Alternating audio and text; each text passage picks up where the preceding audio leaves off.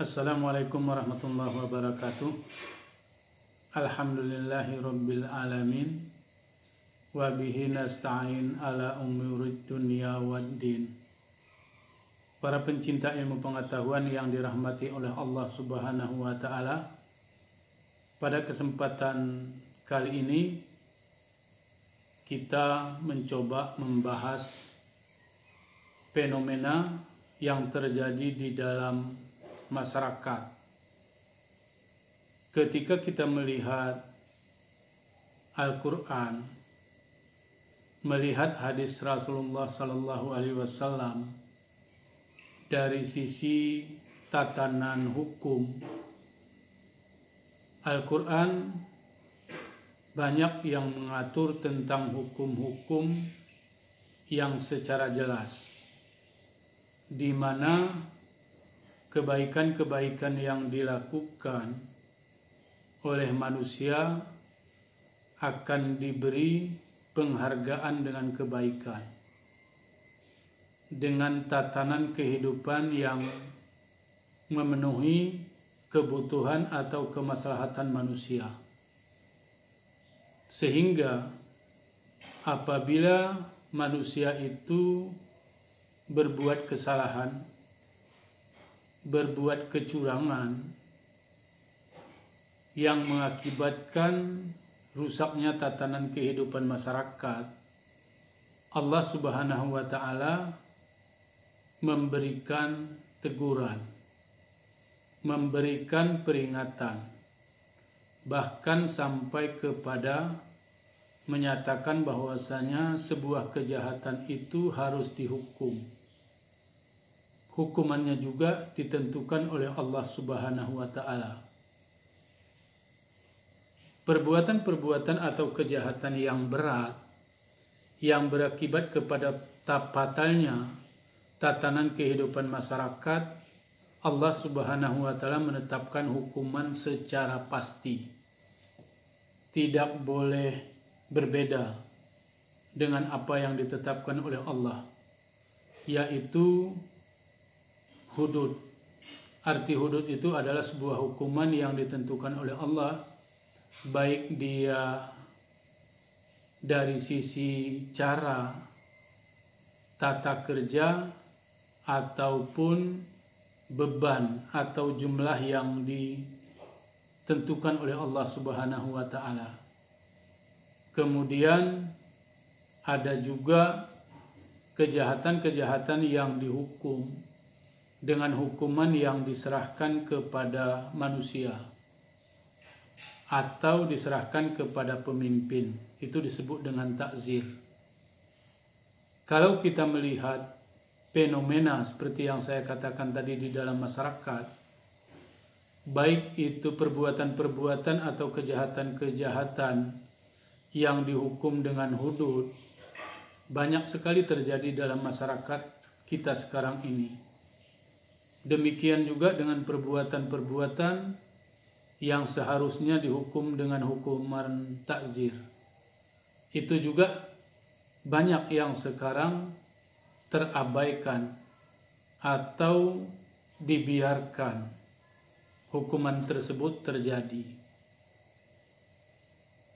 Bagaimana kita melihat fenomena yang terjadi sekarang ini? Saya melihat banyak kejadian-kejadian yang di masyarakat yang sebenarnya adalah sebuah kejahatan yang berat, yang seharusnya dihukum dengan hudud, tetapi di dalam masyarakat diabaikan, dibiarkan, seolah kejahatan tersebut merupakan sebuah tradisi, merupakan sebuah kebiasaan.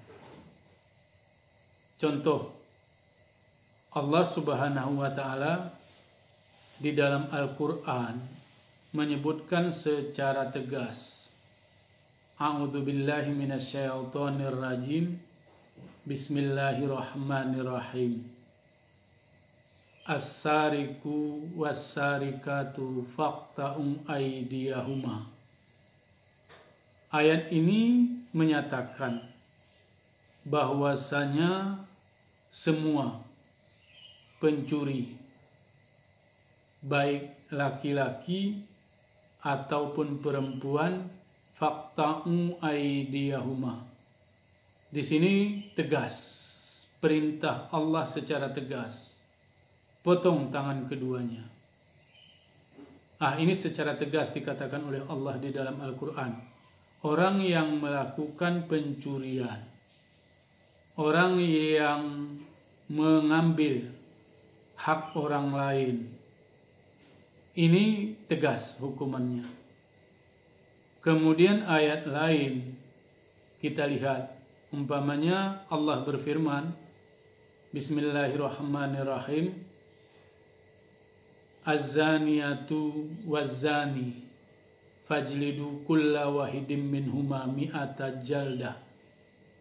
Artinya perbuatan asusila, perbuatan zina,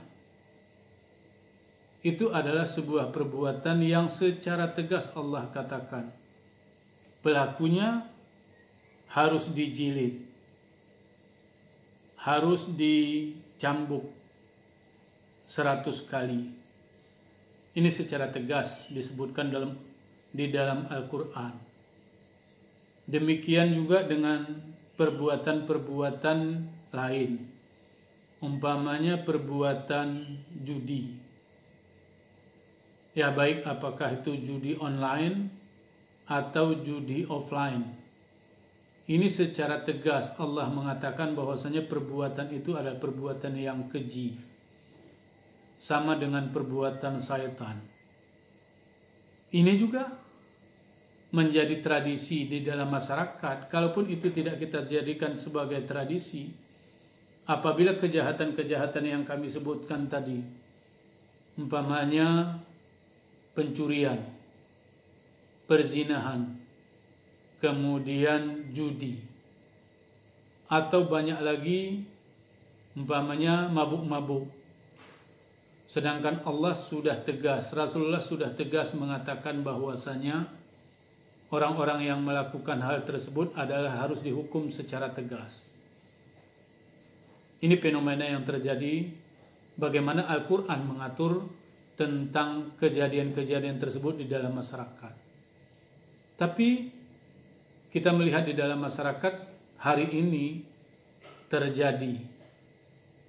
Saya membuat contoh di daerah kelahiran saya. Banyak sekarang ketika orang kopinya berbuah, banyak.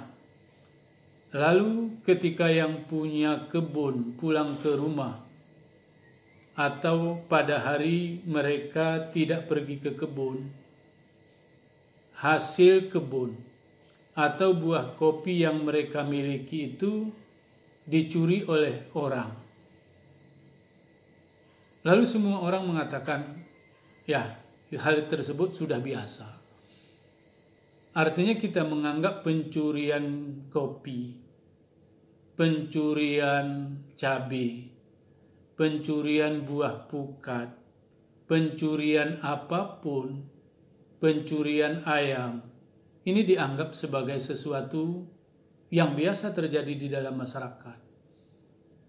Padahal, sebagaimana kita katakan tadi, Allah secara tegas mengatakan, perbuatan-perbuatan tersebut adalah perbuatan yang dihukum dengan hudud.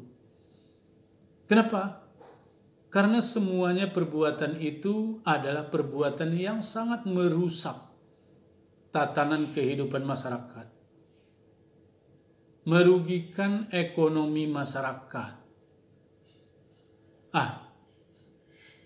Demikian juga umpamanya dengan mabuk-mabuk, dengan judi. Ini ada rangkaian perbuatan-perbuatan. Gara-gara hal tersebut menjadi kebiasaan di dalam masyarakat, maka muncullah perbuatan-perbuatan dosa yang lain. Kenapa? Karena perbuatan dosa itu menjadi sebuah tradisi. Ketika masyarakat ekonominya terjepit, mereka menganggap solusi yang paling praktis adalah meminjam uang dari rentenir.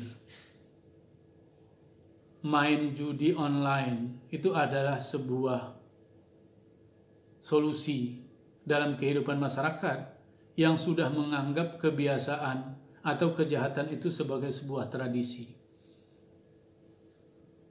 Ini yang terjadi di dalam masyarakat kita. Betul, dalam kajian-kajian keislaman, dalam fikih jinayah, apa yang menjadi pendapat ulama, apa yang dikatakan bahwasanya perbuatan hudud itu tidak bisa dihukum apabila dia itu subhat. Bahwasanya perbuatan hukum yang hudud itu harus dapat dibuktikan secara benar. Orang yang mencuri betul-betul mencuri, tidak karena keadaan ekonomi yang susah bagi pencuri, tetapi kebanyakan di dalam masyarakat seperti yang dikatakan, pencuri menganggap sebagai sebuah perbuatan yang biasa. Kenapa? Karena tidak ada hukuman, baik hukum Allah ataupun hukuman dari manusia itu sendiri. Perbuatan zina atau sebuah perbuatan yang mengantarkan seseorang kepada perbuatan zina. Wala taqrabuz zina. Artinya perbuatan-perbuatan yang berindikasi kepada perbuatan zina itu dilarang. Tetapi juga perbuatan tersebut menjadi tradisi, menjadi perbuatan yang biasa di dalam masyarakat. Sehingga perselingkuhan di kantor-kantor, di tempat-tempat kerja, di mana-mana ini dianggap sebagai sebuah tradisi. Pernikahan di bawah umur, pernikahan muda dianggap sebagai sebuah tradisi. Ketika kejahatan-kejahatan ini menjadi tradisi, saya pikir kita harus sadar, murka Allah pasti datang kepada kita. Karena apa? Karena kita secara sistem, secara kebersamaan kita mengingkari apa yang diinginkan oleh Allah di dalam buminya. Karena itu, tegakkan hukum di dalam masyarakat sehingga kehidupan kita menjadi lebih berkah, menjadi diredai oleh Allah Subhanahu wa Ta'ala. Mari kita merenung kembali kejahatan-kejahatan apa atau perbuatan-perbuatan apa yang sebenarnya dilarang oleh Allah, tetapi menjadi tradisi di dalam masyarakat kita. Karena ini mungkin, karena ini terus terjadi setiap harinya di dalam masyarakat, sehingga tatanan kehidupan kita, moral-moral masyarakat kita nggak lagi bisa kita perbaiki. Kita bingung dari mana kita memulai perbaikan itu. Tidak ada lain kecuali kita menegakkan hukum Allah. Kita menegakkan hukum yang ditetapkan oleh para penguasa kita. Karena hukum hudud, sedikit lagi saya akan sampaikan, baru bisa dihukum apabila sebuah perbuatan itu secara pasti dapat dibuktikan. Namun hukuman takzir tidak harus memenuhi sebagaimana perbuatan yang ditentukan atau syarat-syarat yang ditentukan di dalam Al-Quran dan hadis atau menurut pendapat ulama. Hukuman takzir bisa ditetapkan berdasarkan tradisi-tradisi yang ada di dalam masyarakat. Ketika tradisi atau adat kita juga tidak kita laksanakan secara baik, yakinlah, hukum Allah sudah kita langgar, adat tradisi sudah kita lalui, lalu apa lagi? Fungsi manusia sebagai khalifah di muka bumi ini. Mudah-mudahan kajian ini menjadi renungan bagi kita untuk menyikapi bagaimana seharusnya kita hidup di dunia ini supaya mendapat reda Allah Subhanahu wa Ta'ala, supaya mendapat berkah dari Allah Subhanahu wa Ta'ala. Tegakkanlah hukum Allah, karena itu adalah merupakan keharusan bagi manusia itu, baik secara individu, secara kelembagaan, secara kebersamaan, secara sistem dan seterusnya. Mudah-mudahan ada manfaatnya. Kami akhiri wabillahi taufiq wal hidayah. Assalamualaikum warahmatullahi wabarakatuh.